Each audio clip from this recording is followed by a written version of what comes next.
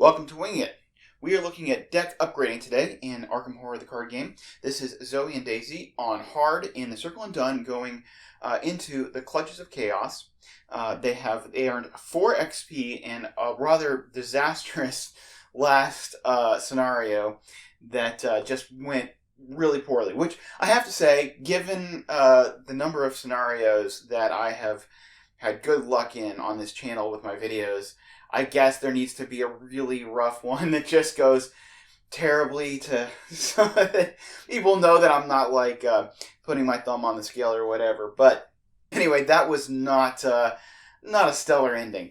So they have 4 XP to spend here that they've earned. And my plan with Zoey was to get Charisma. However, a new card has just come out that I like more than Charisma. And I will say that I may be one of the people in the community who is down on Charisma more than others. It probably finds its way into about, a quarter or a third of my decks. I actively try to build not using Charisma and only take it if I actually feel like I need it. Now, because I have the Brother Saviors and the beat comps, I'm not convinced that the Brother Savior was the right play for Zoey. But we will see. Again, a lot of this is building towards the last scenario. But because I have both of those and they're really good allies, Charisma does make a lot of sense. Although, there's also an argument for just playing them serially. Playing one and then letting it die and then, playing, whatever comes next.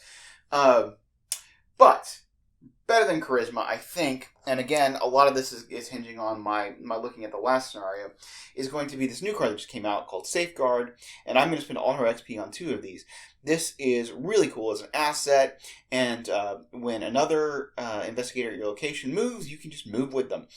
Saves actions. People have jokingly called it card draw for Guardians, because if you're not doing anything else, then you can just draw cards. So it's because it saves actions, and if Daisy has Pathfinder out, they can just whip around without having to do anything. So this will allow Zoey to tool around with Daisy. Sounds like a good plan.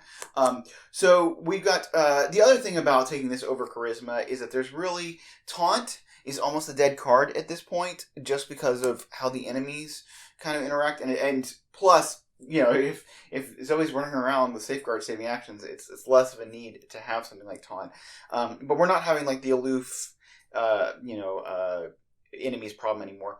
And certainly the handcuffs, we don't need those anymore. I mean, they might be useful in the Clutches of Chaos, but yeah, it's definitely a card that it was useful. I dragged the witch around. It was very cool.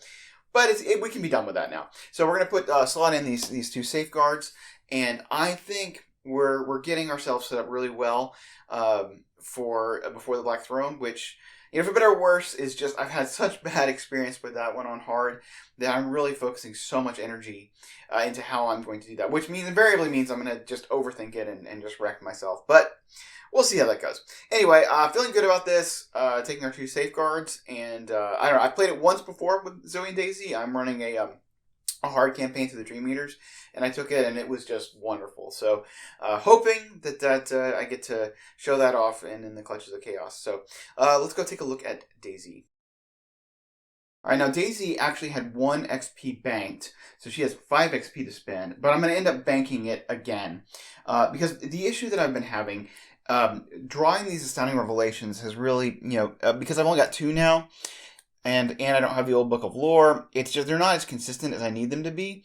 And one thing that's really been vexing me is the Otherworldly Codex, and at 3 resources, and with Mr. Rook being 3 resources and the Black Book being 3 resources, I just wanted to be able to play everything, and I finally got some use for 1 card of the Otherworldly Codex in the last scenario, and that was okay. but I wanted to see more, and part of it is just making sure I have enough resources to play it when it comes.